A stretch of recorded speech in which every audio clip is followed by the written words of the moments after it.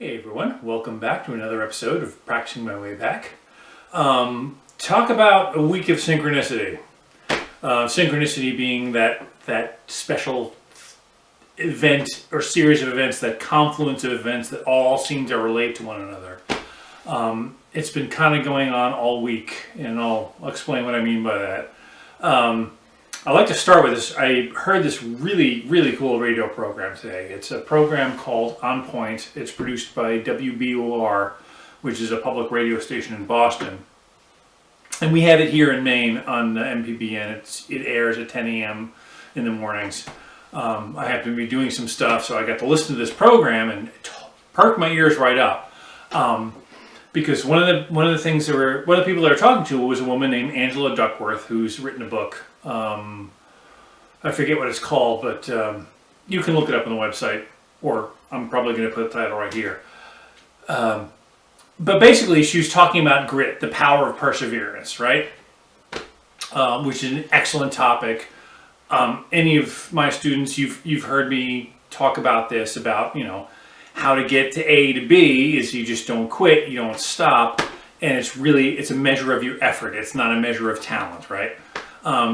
So it was a really interesting program. She was, on the one hand, I got kind of a little bit annoyed with it because the word grit just kept getting mentioned like it was a branding or something, and I don't respond really well to that, but she has great points and great ideas, and I totally recommend you check out this show. Because she talks about it like you should, like it's a learned skill, right? And use myself as an example. What have I been going through the last 4 months? Okay, I had this horrible thing happen. I had to come back from it. Well, I didn't have to come back from it. I chose to. I could have gone the other direction, but I didn't. And the way I did that was through perseverance. I wouldn't call it grit necessarily because it just kind of occurred to me to do that, but through perseverance, through dealing with mistakes, dealing with failures, dealing with little setbacks, and just kind of bouncing back from that. And don't kid yourself, it's a learned skill, right? I didn't always have that. Okay, what I've gone through the last 4 months is a result of the person that I am now. When I was much younger, and my parents can verify this, when my first semester in music school, I was calling them once a week, if not several times a week, begging them, right? Begging them to get me the heck out because I didn't belong there. In my mind, I'm like, I don't belong here. I can't deal with this. And it took me some time to sort of build up that resilience to be in that environment.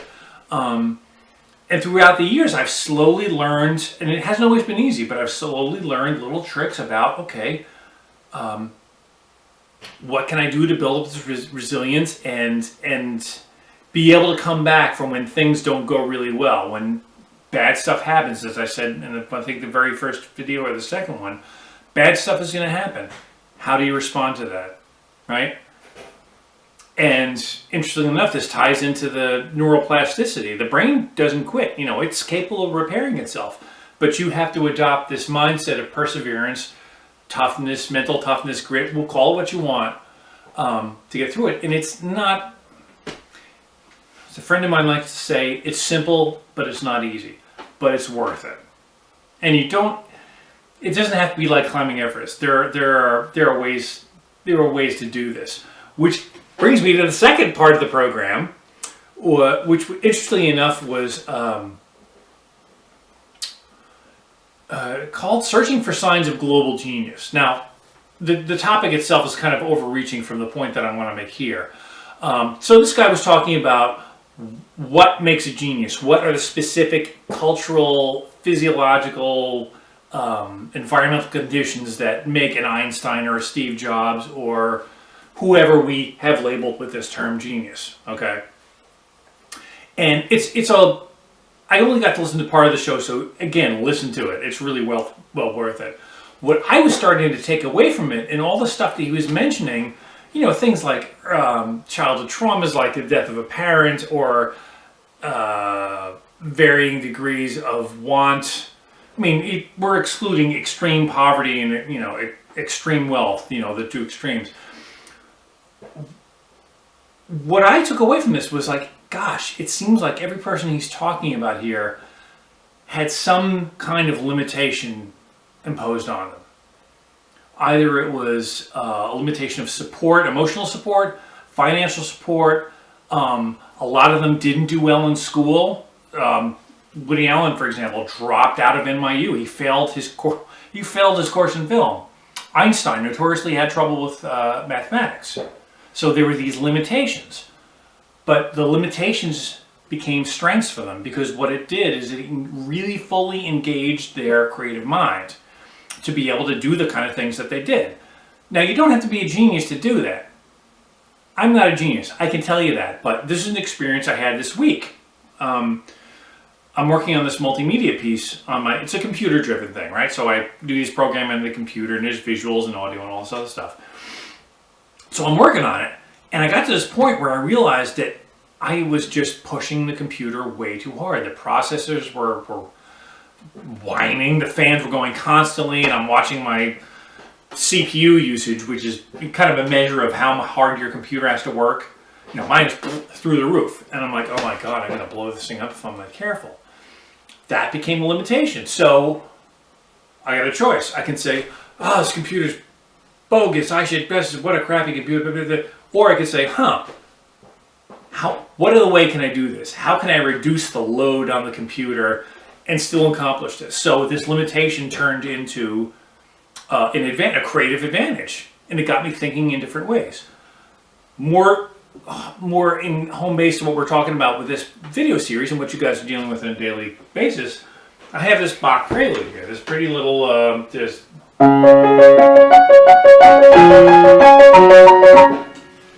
okay, this thing is usually played much faster than that. I can't do that. Limitation. Okay, I know I used the bad word can't, which we don't like to use. But bear with me. Let's let that one slide for now. It's a limitation. So what do I do with that? I can say, heck with it, I'm not playing this piece because it's too fast. Or I can say, what else can I find in this? What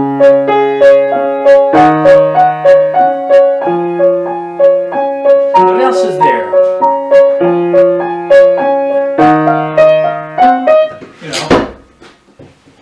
I'm not saying I would play that. Maybe I would play it at a concert. I might do that someday. Why not?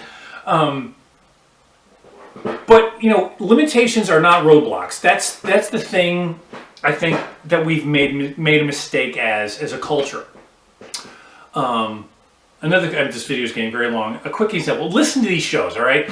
Because one of the things that's mentioned specifically in this Genius thing, they talk a lot about Silicon Valley and Google and these other companies that are out there that are going out of the way to provide all these resources for their people, and they've got beanbag chairs and they've got ping pong tables and stuff like that,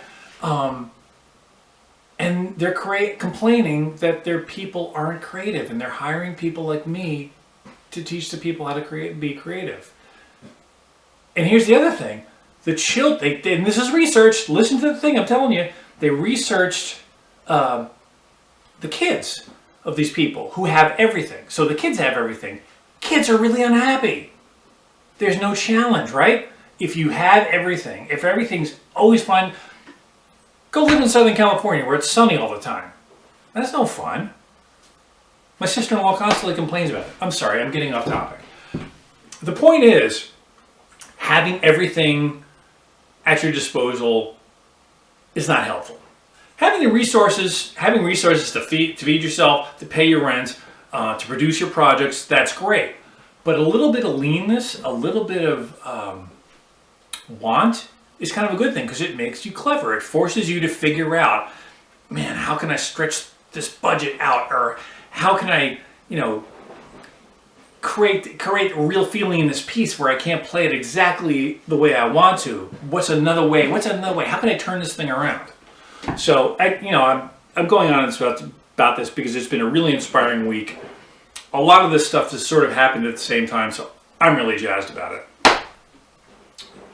And to top it off, I have a Carl Sagan magnetic finger puppet that I bought at Hello Hello Books. So thank you, Hello Hello. Thank you. Anyway, that's all I have for you. Have a happy new year. Work hard, have fun. Bye.